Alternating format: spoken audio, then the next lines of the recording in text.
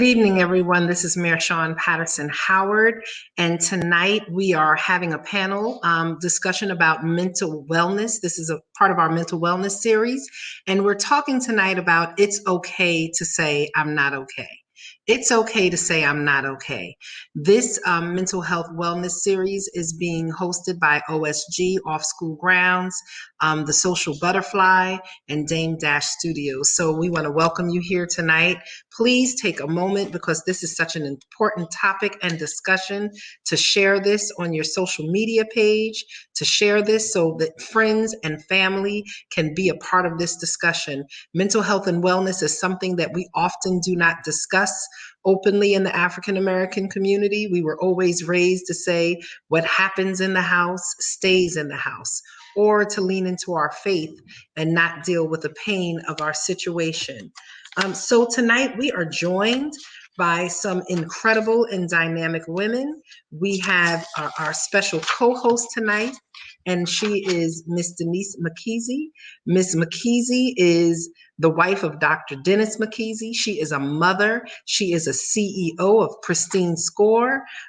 Denise leverages over 15 years of experience in retail and investment banking, as well as 10 years as a mortgage underwriter.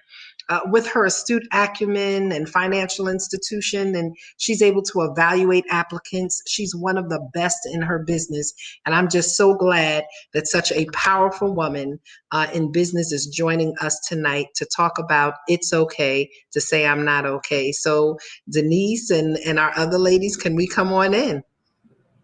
Hey, Mayor Sean, how are you? I'm good, and yourself? I'm good. I'm good. Thanks so much. So I have the honor of introducing the remaining panelists for tonight's forum. So we have Miss Priscilla Etchie. We have Dr. Anissa Riley, Dr. Action, Thea Davis, and the beautiful Raquel Horn. Thanks so much, ladies, for joining this forum.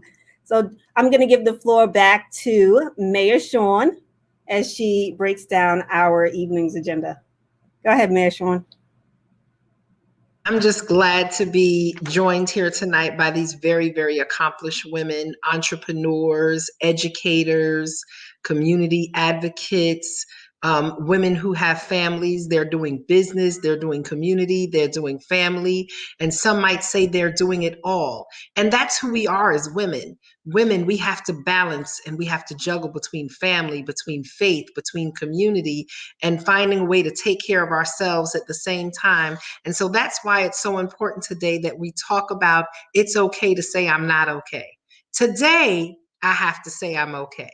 Today was a good day. Saturday, a hot mess in my floor in my basement, crying, screaming out to Jesus, talking to a few friends and taking some time by myself. But we have to be able to say that.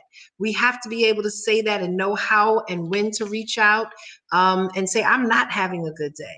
And today I can't give to you because I need to be spoken into. I need life and spirit and strength to be spoken into me. So with that being said, we want to talk about, there are a few things that we're going to talk about tonight. Of course, it's okay to say I'm not okay. We want to talk about not turning pressure into paralysis. What happens when the weight of the situation becomes so heavy that you feel like you are going to be crushed under the weight of what you're dealing with? And very rarely does one crisis happen. We're usually dealing with and juggling multiple crises in the different areas. Do you show up as mom? Do you show up as wife? Do you show up as corporate executive? Do you show up as a community leader? And are you juggling crises in multiple areas? And how do we manage that without becoming paralyzed and tapping out? Another thing is knowing who can hold your water. And that's something that Priscilla and I used to talk about. We said, you have to know who your shopping girlfriend is and who your confidant is, because your shopping girlfriend might be good to go shopping with and go and have lunch and brunch, but she may not be that sister, that woman who can hold your secrets, who can hold your water, may not have a bucket deep enough and strong enough to hold your water. So you have to know who can hold your water without spilling your tea. You got to know who can hold your water without spilling your tea, okay? Because that's important. That's important, especially the higher up you go, the more public you become, the more people can use your truth against you. You have to know who can hold your water without spilling your tea. And so those are some of the things that we're going to speak about tonight. Here in the city of Mount Vernon, as we've seen locally and across the nation, so many people are dealing with the growing pressures, the impact of social isolation, dealing with pandemic fatigue, not being able to go to church, to temple, to hang out with their girls and have a good old happy hour, uh, go shopping the way you want to, go on vacation, jet set, get away, unplug from the matrix. And so we're seeing more and more people dealing with depression, dealing with anxiety, because we are kind of locked a little bit in the house sometimes with even those we love.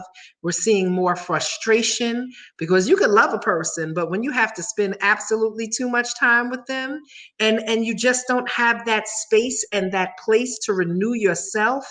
Yes, right? Exactly, Dr. Action. Sometimes, you could see increased tension, and the stress and the strain on the relationship becomes very real. And it doesn't mean you don't have a good relationship. It just means that this is a rough patch. We thought last year, literally last year at this time, I had an inaugural ball with 1,200 people. Now, this year, we're sitting here and going, we can't get together more than 5 at a time without our mask. And so it is not only our masks that are causing us to feel suffocated. It is life's pressure. It is broken expectations. It is shifts in our goals, our dreams, our vision, and where we might have thought we would be right now. It is the pressure of balancing family and business. And so those are some of the things that we want to focus on tonight. I can tell you that, right now we have resources here in Mount Vernon that are available, whether it's through our agencies like Family Services of Westchester or Westchester Jewish Community Services, lots of private mental health practitioners. We have life coaches like Priscilla, who's with Social Butterfly. You have your pastors, your friends. There are different places that you can reach out for help and reach out for support. And we have to take advantage of these things. We cannot sit back and say, I'm good, I'm okay, and then go in and deal with depression. More people are dealing with domestic violence, relationships are being stretched, alcoholism and drug addiction right now has increased in this time. So we have to find ways to have positive outlets. We have to find ways to sow into each other. We have to find ways to renew and become revitalized within ourselves. And we have to find ways to reset. When your computer gets sluggish, you hit Control Alt Delete. But when your spirit and your mind become sluggish and it just doesn't flow for you the way it needs to do, how do you reset? And do you allow yourself the space and the place to reset? Are we so focused on our outer image, our hair, our lashes, our makeup, our clothes, our bag, our shoes, twirling, spinning, and dipping and looking perfect, and like we have it all together for the public while we suffer in silence? I would rather people I don't want you to be impressed with who I am. I want to leave a lasting impression on you. I want you to be inspired by the truth of my struggle, as opposed to feel like you couldn't be where I am because you think it's all perfect. And so today for me, I'm looking at you ladies, and I was speaking to my fire commissioner because we literally, just came off the road. And we've been looking at the snow, and she is the first woman fire commissioner in the history of our city. She is the first woman, and she is definitely the bomb. She's sitting over here. She came over to watch this with me. Today, For me, it's not a heels and pearls day. Today is a Tim's day. I've been in my Tim's and my skull cap all day. So Madam Mayor has not been with her security detail. I've been driving my truck, rolling around and checking on my DPW workers. And on Sunday morning, I got splashed by the sewers because I was out with my sewer guys. So there are times to be glamorous, and there's times where we're dirty and wet. And that is the breadth and depth of who we are as women. And so, with that being said, Miss McKeezy, I want to pull you in a little bit more. I want you to tell us a little bit more about these dynamic women on this panel. And I am asking each of you to stand in the truth of your struggle and your strength tonight, as we not only focusing on healing us, but as we have this sister girlfriend chat in this very public but very private. Because when we really get to it and we start talking amongst ourselves as women, even though people are seeing this conversation, we're talking truth. And tonight we can free ourselves and we can free others. So, ladies, if you're ready to go, Denise, I'm going to hand it over to you right now. Madam Mayor, can I just say, I thought that you were just talking specifically to me right there, like with the, trying to control the drinking, the crazy house going on. Like 2020 was a challenge. Having two kids, I have my daughter who's 8, and I have my son who's 16, and I have my wonderful husband who is now here working at home. We're both working at home. When I tell you chaos, even with the 4 of us, let me just take a little sip on that one.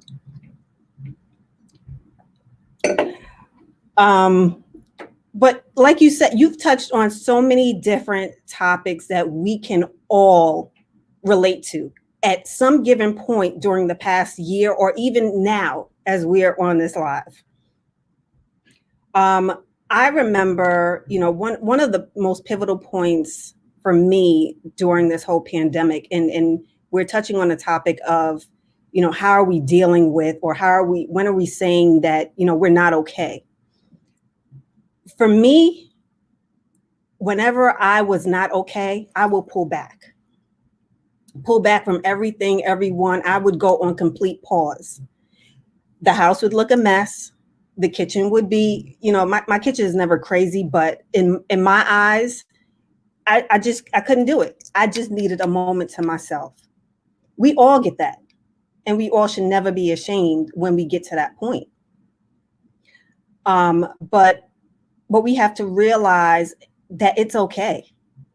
We're not, we got to take that cape off. I remember you saying one night, like, being a superwoman can be the most dangerous thing, because we feel like we got to be, that person, that girl, that woman all the time, 24, 25 hours out of the day, 150% of the time. Not so. We all feel that little, as my friend would say, that little wobble that, we got to just sit back and tend to ourselves and really dig deep. And that was what 2020 did for me. While everyone was here, I had a chance to reflect on my family. While I loved every moment of having everyone safe under one roof, homeschooling, working, running a business. Mind you, I don't run just one business. I help my husband run his businesses. I run my own business. I help the kids with their homework. I am lunch lady. I am guidance counselor. I am phys ed teacher. I am everything. And when I get to that point, when everyone knows in my house, when I get to that point where, okay, I start yelling and screaming, yeah, mommy needs a break. You got to leave mommy alone. Sometimes the best moments are when everyone goes to sleep and I just stay up by myself. And I'll sit there and I will just enjoy the peace and quiet, because I haven't had it all day. So, and I know plenty of women on this panel can relate to that, not only as, having kids or having jobs. We're all full-time workers. We run businesses. We run, even in the school district, that is a business. Regardless of what you may think, that's a business. Your clients are your kids and your family. You have staff, you have a budget, you have everything. That's a whole business that you're running there. So I want to just take a moment and just hear what the other panelists feel like. How do you experience, when have you experienced those moments of anxiety or even depression, I might say? Priscilla, I'll call on you first. I knew you was gonna come to me. You was gonna get me, girl. And wow. So I want to be transparent about a moment I had the other day. My son passed away, for those who don't know, my oldest son. And it was 27 years since I had been back to his gravesite. I never went since the day I buried him. And I had to dig deep. I called Sean. I called Denise. I would have called Rocky if I had your number. I would have called I would have called Dr. Riley. I was grasping for something because I did not know how to process that and handle it. But one of the tools that helped me was understanding that I have a strong sister circle. And they're not going to allow this moment that I'm a mess to define who I am. It's women who have gone through the same, if not worse than I have. And they're able to speak into my spirit and pull me kind of back to the middle. And it was a challenge.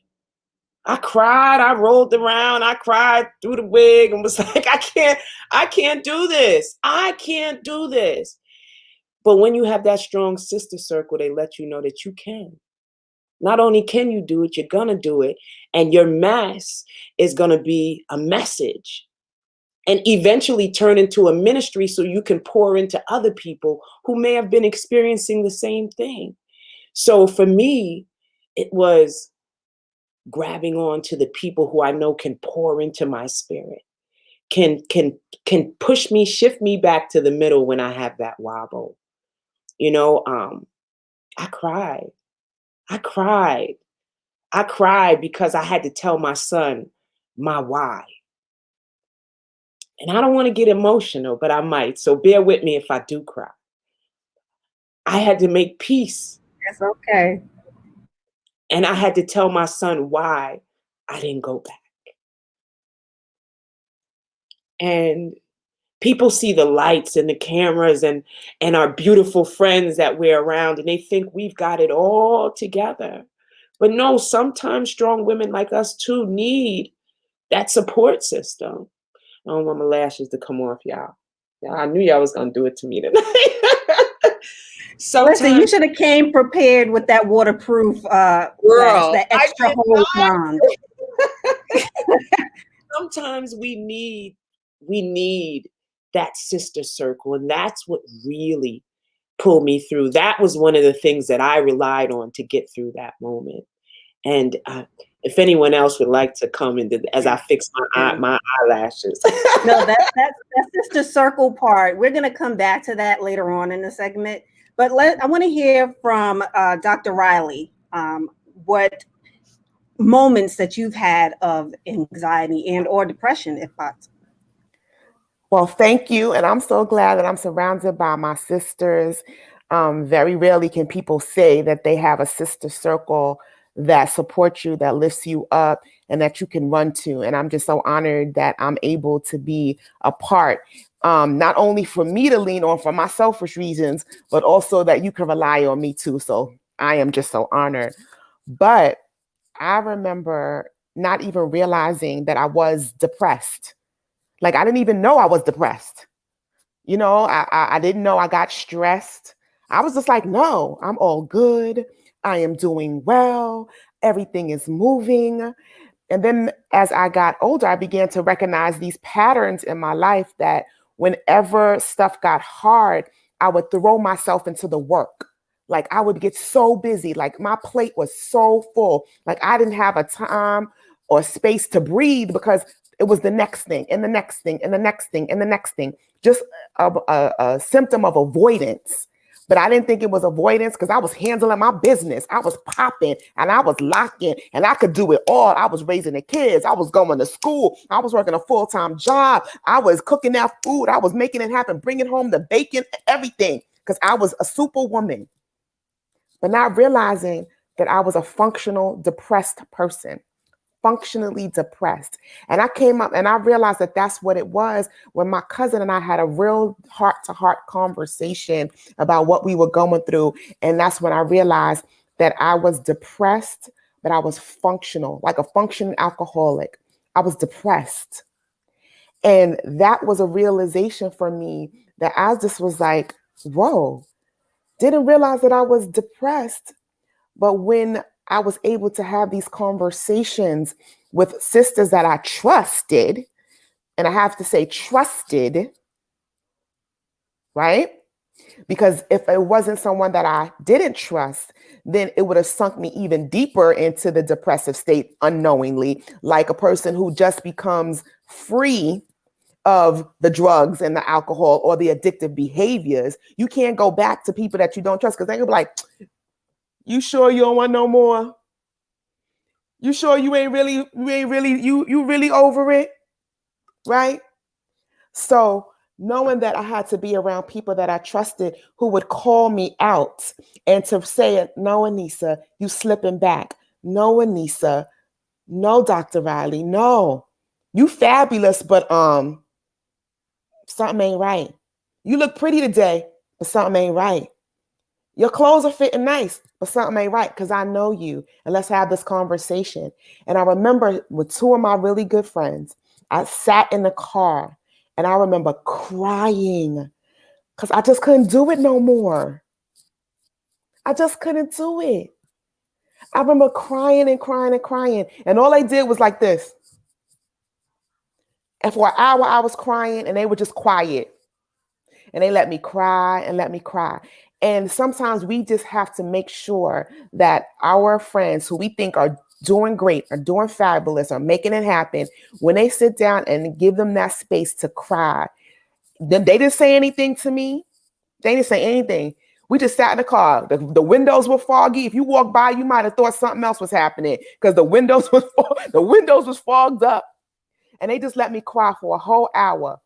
And then I took my tissue and I dried my eyes.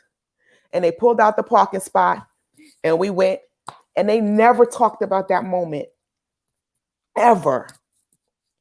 And that's when it released. It was a release because I didn't cry, because I always believed that if I cried, I wasn't going to never be able to get it back together. It was just going to fall apart. Like, that's what I believed. I believed that if I stopped for a moment to cry, that I was going to fall apart. But I didn't realize that God gave us tears for that purpose of letting it to release and let it go. It's healing to your soul and healing to your heart. And when I let it go, like for an hour, when I say an hour, I'm not exaggerating. 1 hour, I was crying for an hour. Snot, you know, the ugly cry, and you're like, ah! And I was on the steering wheel like this, holding on, catching your breath. Must have a heart attack, asthma attack, and they just sit in the car like this. I mean, they probably was thinking, I don't know, she crazy, but they ain't tell me. And then that was it. So having that space, going back to what you said, Maya, who can hold your water? That was a whole lot of water I let out. And I'm just grateful for that. And so, yeah, I still have my moments, but not them ugly cry moments anymore. But I'm grateful for that. So that's that time I was depressed. That is amazing. Like that release, people don't understand. Like, you know, and I'm one to hold everything in too. I hold my own water. I'm not telling anybody because I don't want anybody into my business. That's just me. But me holding everything, I'm holding in everything, every disease, everything is all still inside me. So everybody has to release, because that's when you can truly heal, is once you fully release. I'm glad that you talked about that. And you also touched upon the sister circle and that support. We're going to get back to that. I mean, we both touched on that, you and Priscilla. We're definitely going to cover that. Miss Rocky Horn, up to the stage. Hi. I'm getting emotional just listening to stories and just thinking about my own. So my name is Raquel, and my biggest moment in my life was what's funny is about a year and a half ago, I lost a baby at 27 months. And for me, that was one of the hardest moments for my life. And, I'm very grateful. I had, a strong support system around me to make sure that I was good. But also, you end up in those moments, you learn who is there for you and who is not going to be there for you. And when you find out who's really there for you, that strength, you can't match it. And those moments for me, I'm just grateful that I am like you guys in a sense that I like to hold everything in. I'm the person who I don't like to share my feelings with. I did not like to tell how I'm feeling. I was just talking with Damon today. When he first met me, if anybody asked me honestly how I was feeling, I would start crying. I was just a deflection. I did not want to talk about my emotions. I didn't think that it was something other people needed to know. So I would hold it in. And so when somebody would try and break down that wall, I would break down and cry as a deflection. And I'm still tearing up right now, but Damon was saying, I would go and sit in the baby corner, and literally his daughter Tallulah was a baby at the time, and she had a little mat and like the kid corner, and I would go and sit in that corner because that's what it was. And but yes, so going back to in December of last year, I lost my baby, and that was some of the hardest times for me. I had 2 weeks where I felt like I should just, I just laid, I was in bed. Something I had worked for 5 years to happen came crashing down in a moment. And then understanding that reality of that, but then taking those 2 weeks to my time, letting myself be sad. But then also after that time, I was like, I need to get out of this. I need to figure out how to get back up and move again. I was pushed by Damon to help me like even talk publicly about what had happened and, talk about my experience and share it. And the support system of women just even telling me their stories. Because in the moment you do feel like you're completely alone. Like you're the only person going through this. But so many women have gone through it. So many even harder things that so like their strength kind of builds you up and makes you feel like a woman again. Because losing a baby, Priscilla, I did not know your story, but losing a baby, you just feel, I felt like I tried so hard to get this one notch of being a woman that when it was taken away, I really felt like I was just getting, what did I do wrong? So moving from that and gaining the strength to go back and have another baby and try again. And now that I have a beautiful 2-month-old baby boy, I'm so proud of everything. And I respect my struggle, and I respect the moment that I had of being sad. I respect the time that I did take the time to let myself cleanse, to cry and heal. And then, this morning I was holding the baby because we had to go to the doctor, and he was like looking at me, really just so calm and quiet. And Maria said to me, she said, he's just staring at you because he loves you. I said I had to stop because I was just bawling, crying, looking at him. It's everything that I had worked for.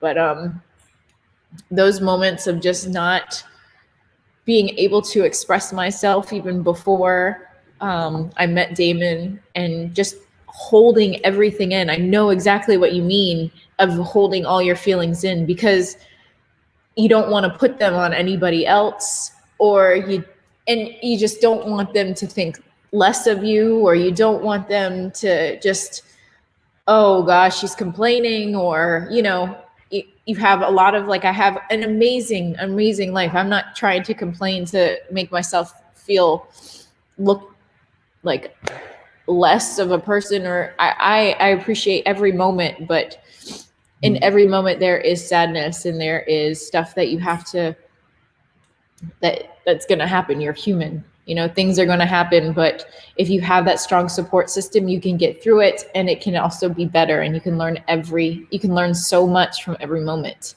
And that's what I do respect about sadness in a way. If you can get through it, it makes you so strong. And if you have the support system around you, for people to remind you that you're not alone, everybody's going through something, and you are not the only one. Because for me, that's the thing. You start to feel like you're the only person that this is happening to, but it's not. It's not. And holding each other up is so strong. And knowing who your friends are, and knowing who everybody is around you, I just really appreciate every moment. It's like I can't say thank you enough to my friends and my family. Absolutely. Like I definitely feel your pain with that. And I just want to make a comment that, somebody had brought up in the chat about permission to feel. Yeah. Giving yourself that permission to feel. And Nisha Jacko, that is just such a powerful statement. You have to allow yourself, give yourself that permission to release that. Yeah. And to cry. Give yourself permission to cry. Give yourself that moment to just breathe and heal. We Absolutely. all deserve that. We all deserve that. And I definitely feel your pain. And, one of the things that I've learned is that our struggles are really never, it's for us, but it's for the next person. They're meant to build us, to encourage the next person that's going to go through that same experience. So those people are going to come into your path where you're going to need to share your experience and how it helped you, how you got through that moment. So thank you so much for sharing. And, we all know that journey was never in vain. I always tease you that you've had a rocky road, but look at the blessing of baby Dusko. He is the most, oh my gosh, beautiful little baby boy. I'm so blessed. Thank you so much. You look at his eyes and you're like, you know what? It was all worth it. Absolutely. It was every all moment. worth it. Yes, absolutely. Thea Davis. You're Good up to the Good evening. I am so blessed to be a part of this sister circle and listening to all of your, I will call them testimonies about everything that you have been through. Last week, Priscilla and I were talking, and I said to her, sometimes you just have to let your heart break. Just let it break. Just fall apart. Let your heart break and give yourself to what the hashtag said earlier, permission to feel, to what Anisha Jacko said. And so I was thinking about experiences I've had. I'm divorced. I've been very sick before. I've healed, thinking about the anxiety of the last year. And when I was a principal, my students would say to me, Miss Davis, why are you always smiling? Why are you so happy? It's raining, it's cold, it's hot.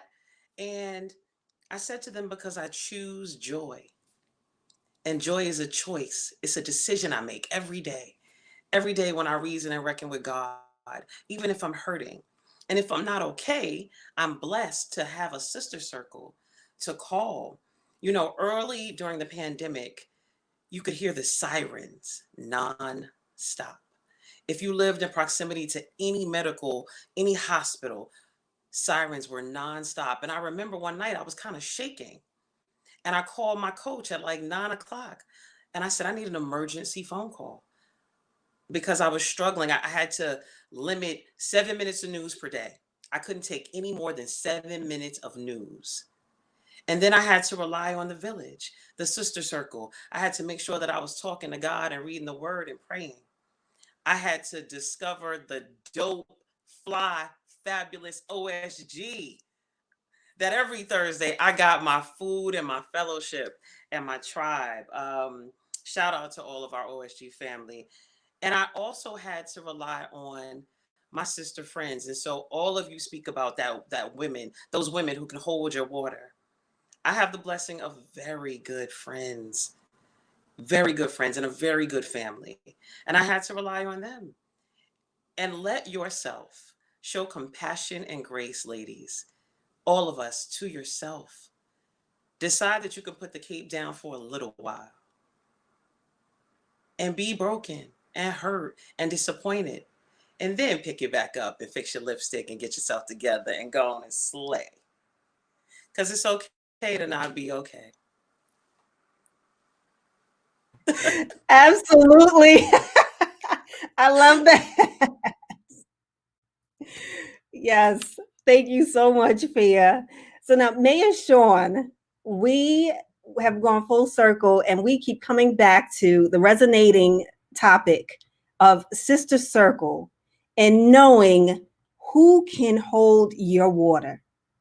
And I think that we can all also attest to that, that we've had many instances where we've been tried and had to learn who exactly was in our sister circle, because everybody can't be in that circle. How did you define your people, your person, or I should say, because it doesn't even have to be a couple of people. It could just be one person that you know that you can confide in. How did you identify that? Well, I have to say that I'm fortunate because I grew up with my mother having an incredible sister circle. And so I had an expectation of developing a sister circle because they were my aunties and I saw them pour into each other in a very real way. And I was fortunate to find young women when as early as second grade. Some of my friends now have been my friends since second grade and I can confide in them. But I think my sister circle came really in seventh grade when there were about 10 of us who came together across different homerooms. And by ninth grade, we were called COC, which stood for the cutoff crew, because we all broke up with our boyfriends on Valentine's Day, unplanned.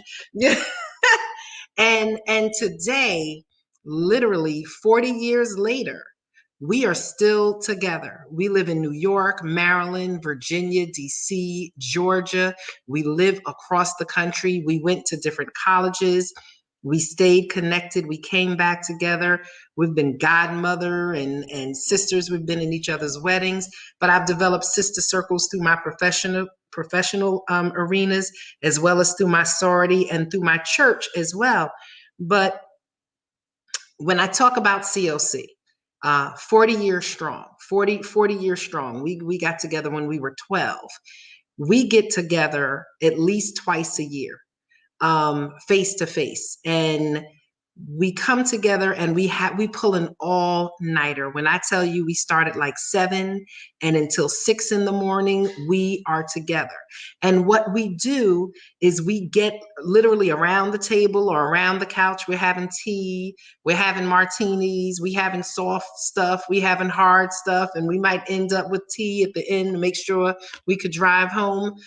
But we each of us takes like an hour or whatever we need to really share what we're going through, and because we've known each other for so long, you can't BS your sister. We're not coming there to tell you how well we're doing, because we could tell that to anybody.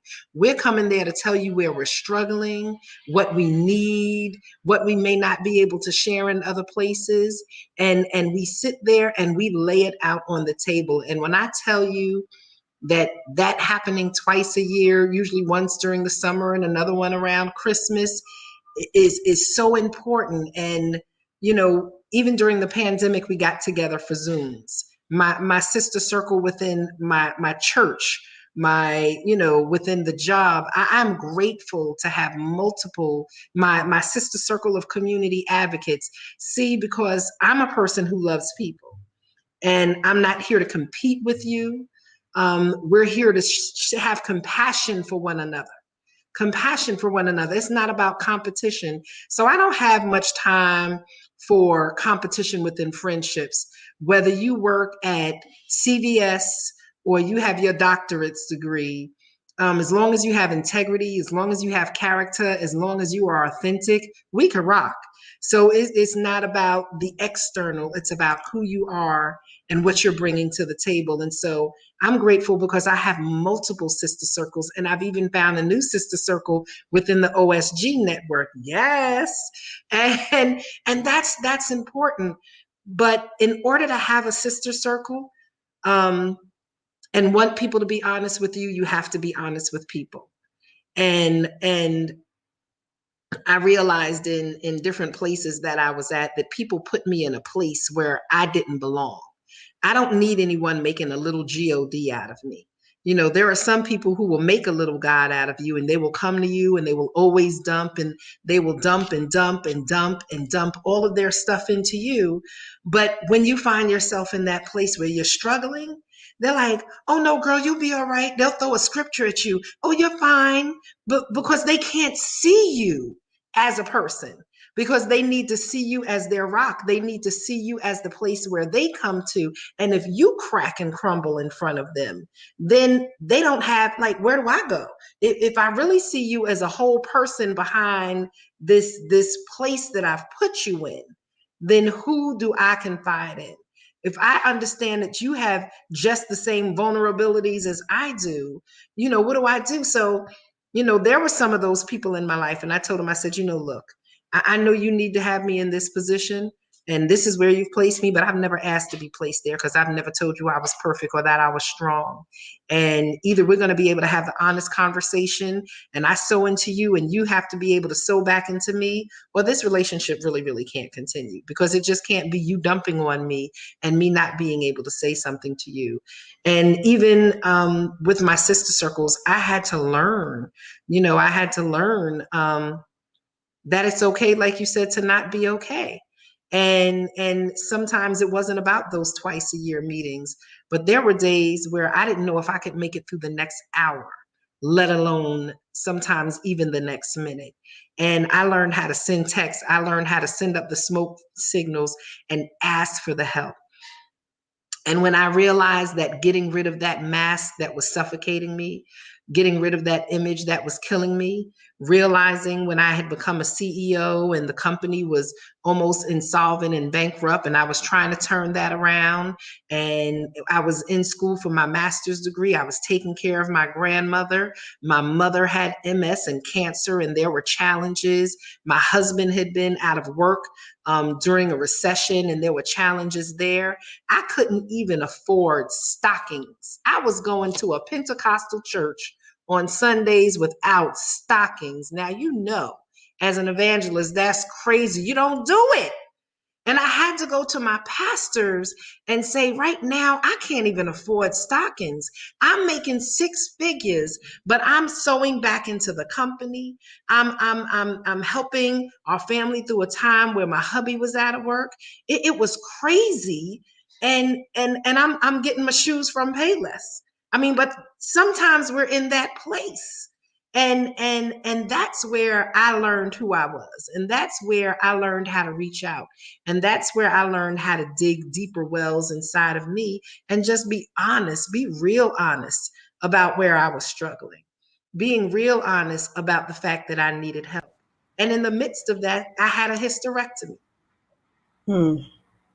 and was suffering with clinical depression. So, and being an evangelist, how do you suffer with clinical depression and you're a social worker and an evangelist? Yeah, that Wow. that doesn't meet the public view. You're traveling around the country, you're traveling around the world. You're going from the projects to the White House, but you're suffering and dealing with anxiety and can't sleep at night. But you're Pentecostal, but you want to drink. And you feel guilty because what does that mean with your faith? So I needed to learn how to reach out and tap into my sister circle. Wow. That was so powerful. What you said, asking for help. That in itself is something that we don't do. We don't recognize, most of the time we don't realize that we need help. We think that we're okay. Like, this is just a moment, we'll brush it off. But there's sometimes where you actually need help. And it's okay. It's okay if you want to say, you know what, I need to go and talk to somebody. I need a professional to help me through this.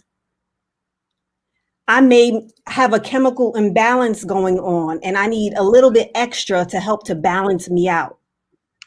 Whatever the situation is. We can take high blood pressure medication, but people don't want to take medication for anxiety. A chemical imbalance is a chemical imbalance, and it has nothing to do with your faith. It has nothing to do with your professionalism or your education. It has to do with your situation in life. And we have to break some of the stigmas that we grew up with in our families, that we've grown up with in our faith, because those very things that we were taught are the very things that are killing us.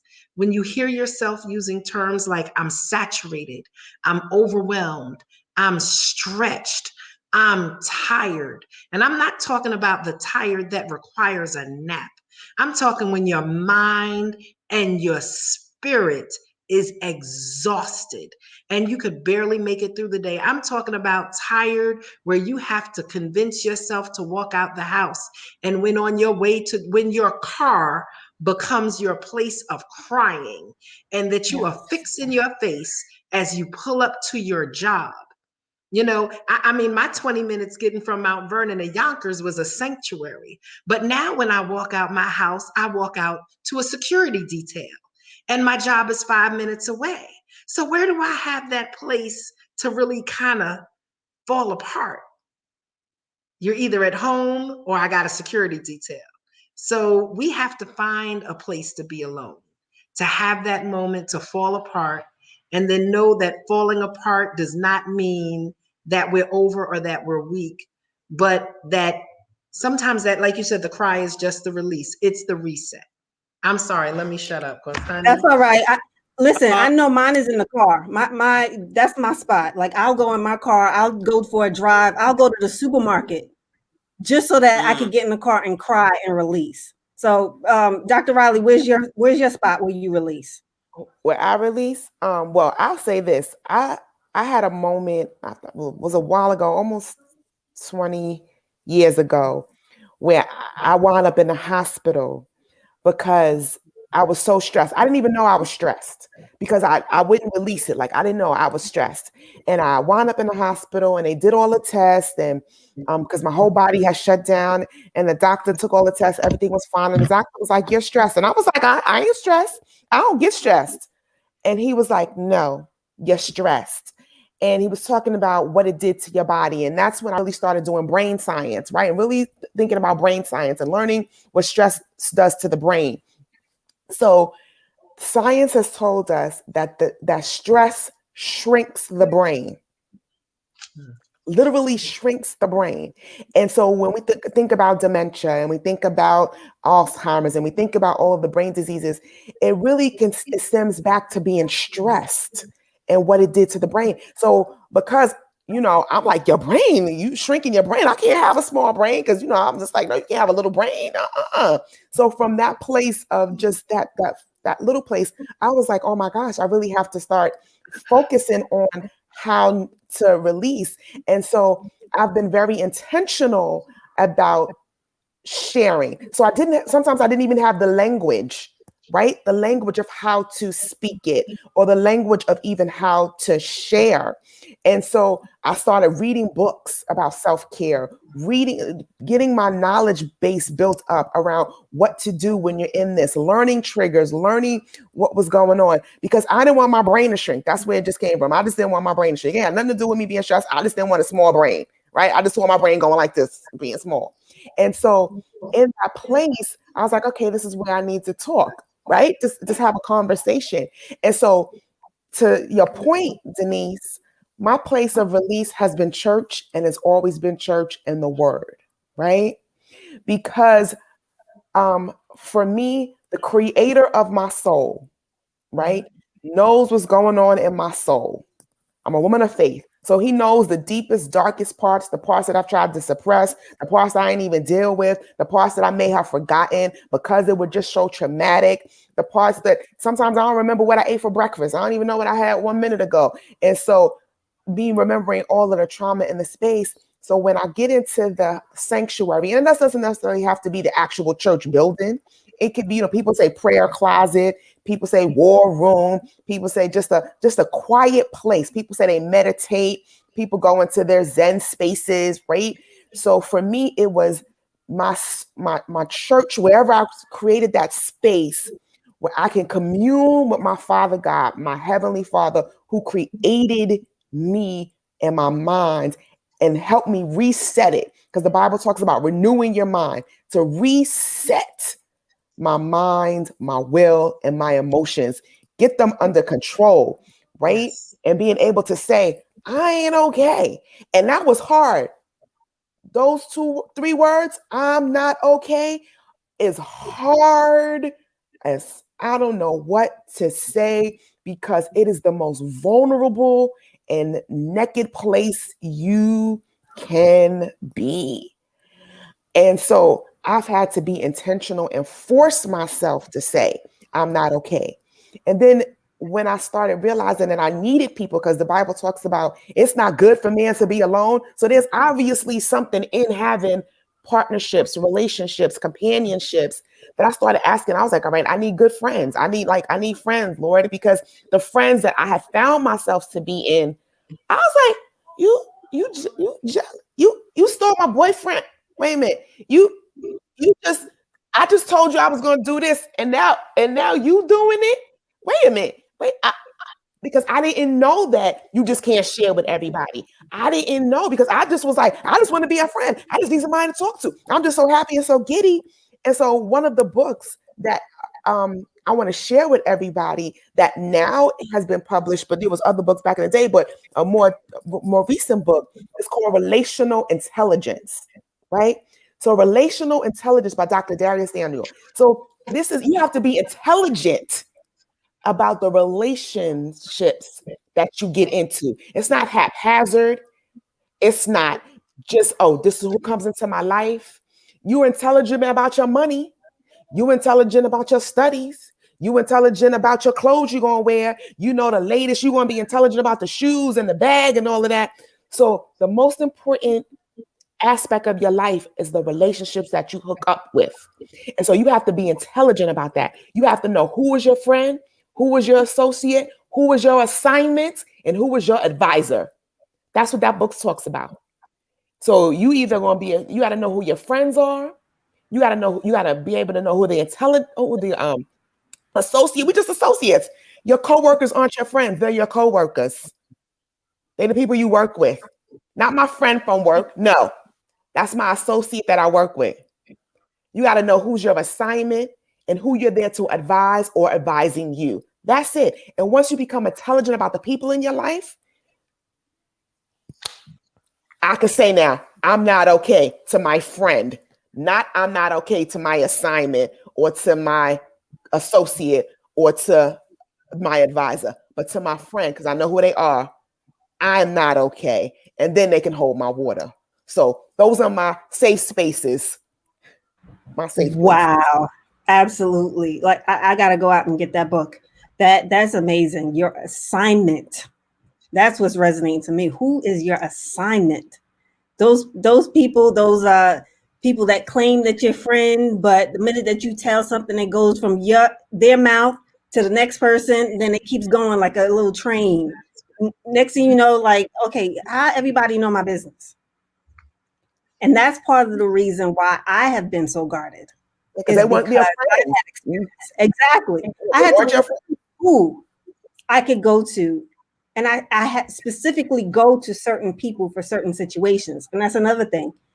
Everyone is not going to help you in every situation. You have to know who to go to, when to go to them. But now, I don't know. Priscilla. You know, Denise, I was thinking about what Anisha just said and what Mayor Sean said. And I want to say something. I'm going to call up all my degrees and all my education. Go ahead. Church ain't therapy. You go to God, but you go to therapy. Clinicians are there for a reason. Church ain't therapy. I needed to say that because sometimes people have to be invited to let the help. Okay? That's they have to it. be invited. Absolutely. To let the professionals step in. It's all right to go to therapy. I've been to therapy. It was very helpful. I needed to redefine my life, redefine me, take myself on, let my heart break. Go to therapy and go to God. You can do both. And you can even find a faith-based therapist. So for me, I needed to go to a believer. I couldn't have a therapist if I'm talking about, I talked to God and I felt like I couldn't hear him and she didn't know what I was talking about. Right. So it is all right to let the help. And that's if you really need blood pressure medicine, you also can take an antidepressant if you need it. No shame on getting yourself well. No shame on it. Absolutely. Step into You have it to, and show yourself some compassion. that's right. You have to take ownership. You can't just sit where you are. You have to do something about it. Absolutely. I wanted to say something to what Dr. Riley said about that book, Relational Intelligence. Fewer expectations won't produce less disappointments. Properly placed ones will. So if you put your properly placed expectations in the right people, your right sister circle, your OSG circle, your people that you can sit there and call that you know is not going to spill your tea, those properly placed expectations will not be disappointed. That's all I want to say. And I need to just say that because when I tell you I had a conversation an hour and a half ago about the fact that when people disappoint you, you kind of just cut those areas of your life off. I didn't like my birthday thing. I'm not celebrating birthdays. This didn't go well. I'm not doing this. Friends have disappointed me. I'm not going to have a sister circle. And that's what happens. We let go so much until we almost don't have anything left. And because people are tired of being hurt.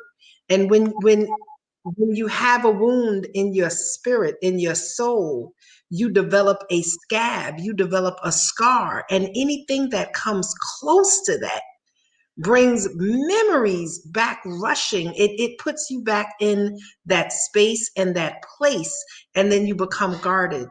But then we become so guarded in so many areas that we become alone. And we have to find the right people. Like you said, it's not fewer expectations, it's properly placed expectations. Girl, I'm a Venmo you on that word because that was a TD Jakes quote right there. We having virtual church, Jesus. I just wanted to ask a question. So if I really appreciate what you were saying about how you cut people off when you feeling like, these are wounds. So you just start cutting and all of a sudden you don't have anything. How do you know when to start adding things back because you're damaged? Like how do you let yourself That's a great question. hurt again? Yes. But how do you put yourself into that driver's seat of, being vulnerable again and knowing, I know we're surrounded, we have a great circle right now and all of you guys are strong women but to people out there listening that don't have this strong, how do they know who to confide in and what are the key moments to understand like who's really out there for your gain and not to really see you fall. Like, You got to check on your strong friends too. yes. You got to check on your strong friends. Kate Spade, Anthony Bourdain. They look like they had it all together. Yeah. You got to check on your strong friends. And sometimes when you release, that's the prerequisite to more divine connections, the proper people coming into your life that aren't going to hurt you. And we also got to know energy out, energy in. So if we are positioning ourselves and saying, listen, I'm afraid that this thing is going to happen, that's a frequency we're sending to the universe for it to happen. So we have to start saying the right things out of our mouth and feeling the right things also. And when you align those two things together, you attract people like this, a sister circle of people you can trust. So, Yes. Raquel, We need a part two. part of the answer to that also is we have to get to a place where we learn the difference between people who use you and who utilize you. There has to be relationship.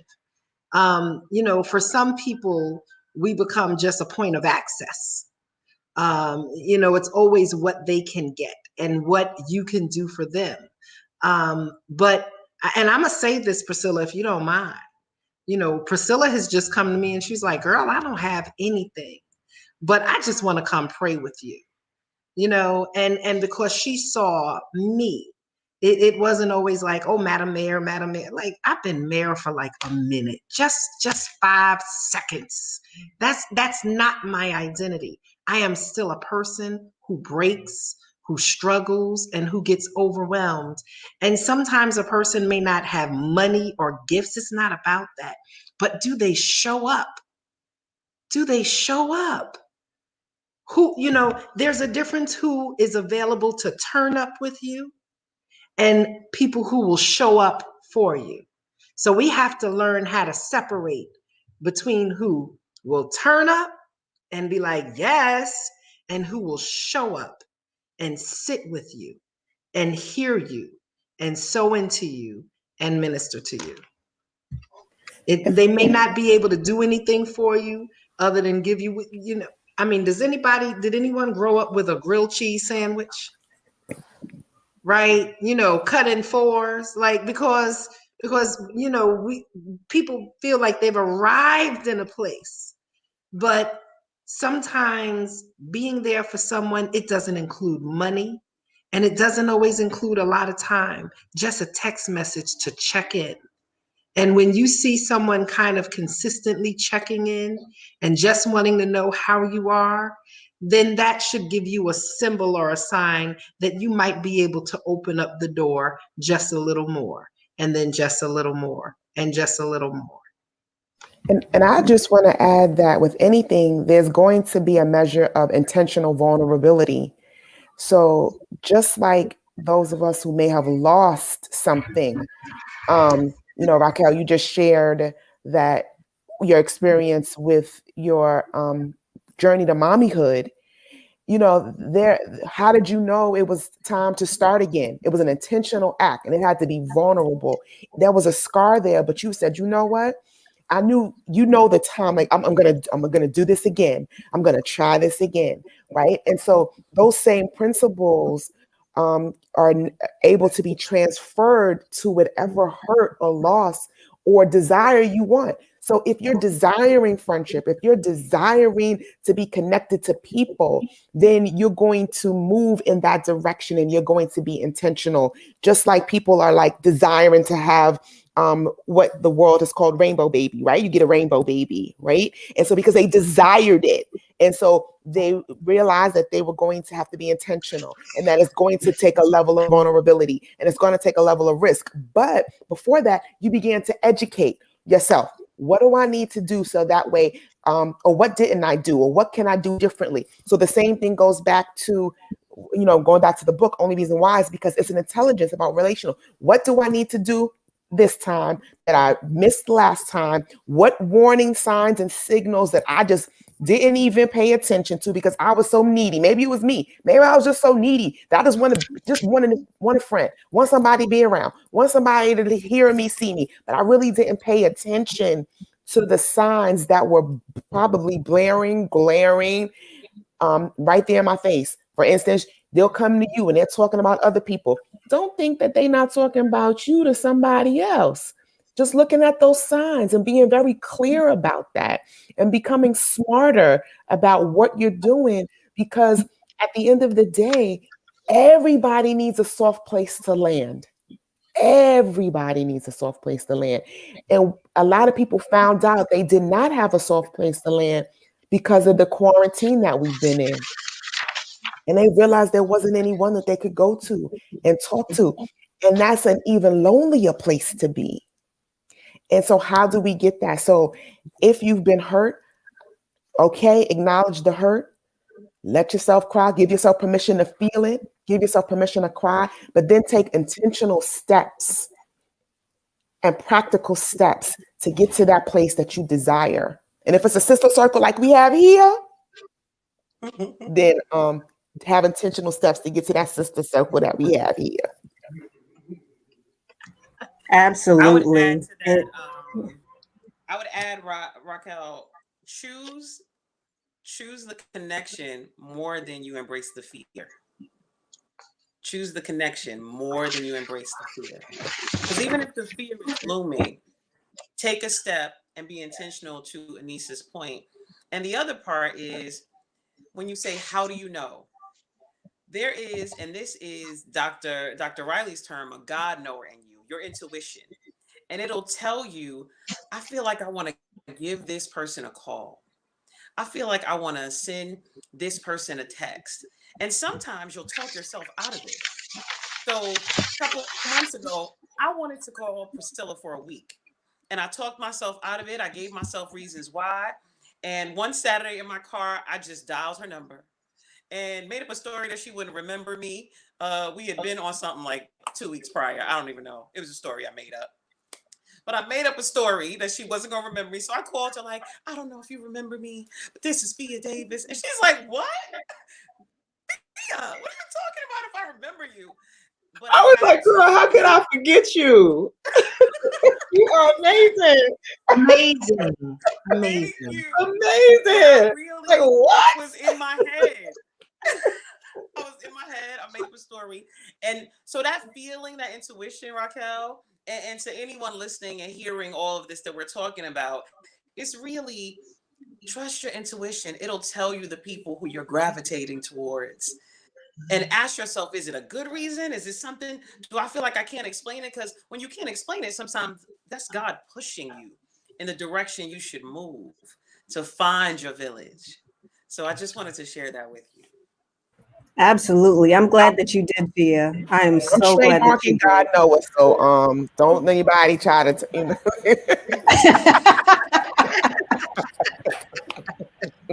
I gave you credit. I said yes. God know her. She said God know her. I don't want no smoke. But I call it inspired action. You take that inspired action to move forward with that person. And I've had some intentional ones. So you'll definitely know your tribe. You'll know your person. You'll get that feeling, like, you know. So just follow your intuition. Ladies, this has been an incredible, incredible evening. I am hoping and praying that those of you watching are as full as us that are on the panel, and know that it's okay to say I'm not okay. It's okay to have a moment. It's okay, period. If you need help, get help. There's no shame in that. Dispel all of those misnomers that, going to a therapist or getting, something to balance you out mentally is wrong. Know what you need, know what your body needs, know what you need so that you can move forward. That's the key. Thank you all. Thank you, parents. Thank you, Priscilla, Dr. Riley, Raquel, Fia, Maya. you could take us out. Thank you so much. And those of you watching, thank you so much for attending. Mayor? Ladies, thank you so much. Denise, Priscilla, Fia, Raquel, Dr. Riley, we really just appreciate you being honest, sharing your vulnerability. And I just want to close us out with a few, just going over, you said find time and space to be alone and quiet. Find a way to process your pain and your fear and your anger. Your messy moment does not define you. And don't allow anyone else to make your messy moment define you. We don't have to be the superwoman. Something ain't right. When you see something when you see something, say something. We talk about that when it comes to terrorists, but what might be terrorizing our spirits. Wow. So if you see something terrorizing your sister and she don't seem right, say something and make sure she's okay. Give space to cry. Discover who's really there for you. Give yourself time to heal. Be careful when we tell our sisters, oh, girl, get well soon. Get well soon. That is one of the most innocent sayings, and we say it all the time. We buy get well cards. But what does that mean? Get well soon means don't take the time you need to get better and to heal. Just get well enough so you can make yourself available for work and whatever else you have to do. There's a difference between being well and being healed. Well is the minimum capacity that you have to get back up and get back into the game. Healed is where we really need to be so that we can maximize and come to the table with who we are, delivered and healed. Choose joy, compassion versus competition, making sure you understand the brain science and that stress will shrink your brain. We have to find ways to break the stigma. There's safety in God's word. And even if we love Jesus, and I love Jesus, I'm a minister, I'm an evangelist, but we can't just throw scriptures at each other because we don't really know how to deal with the depths of someone's pain. You could pray with me, but can you sit with me and cry that hour? So can you carry my water? Understand there's importance in relational intelligence, how you connect and how you interact with people and how you choose people to be in your life. And Fia, you said it. It's okay to let the help help. It's okay to let the help help. And I couldn't get the whole quote, but Priscilla said, fewer expectations won't produce fewer disappointments, but that we have to be more intentional in yeah. I didn't get that whole quote, but those are just some of the won't produce less disappointments. Properly placed ones will. Properly placed ones will. So with that, ladies, I just want to say it's okay to say I'm not okay. That doesn't mean we have to walk around as a hot mess and bleed and pour all over everyone with all of this realization that it's okay not to be the superwoman and take off your cape. But I want to follow up. And I was speaking to my girlfriend Cynthia this morning, and we talked about when the cape becomes a noose. When the cape becomes a noose. The superwoman cape is okay. That's another segment. That's a mic drop moment right there. When the cape becomes a noose. Wow. Because we can fly, but you fly through the air and that cape gets stuck around a lamp pole and you will find yourself hanging and gagging and dying. So we have to make sure that these superwoman capes that we have become so proud of, that these superwoman capes that we have picked up from the strong women in our family, that we don't allow our capes to become a noose. And with that, ladies, it's okay not to be okay. Reach out, reach up, and reach down in to get what you need because you are important and you are worth it. And I want to make sure whether we're in this virtual space or whatever space that we're in, that we get what we need and that we heal, not just get well, but we give ourselves permission to fully heal. God bless you, ladies. Appreciate you all.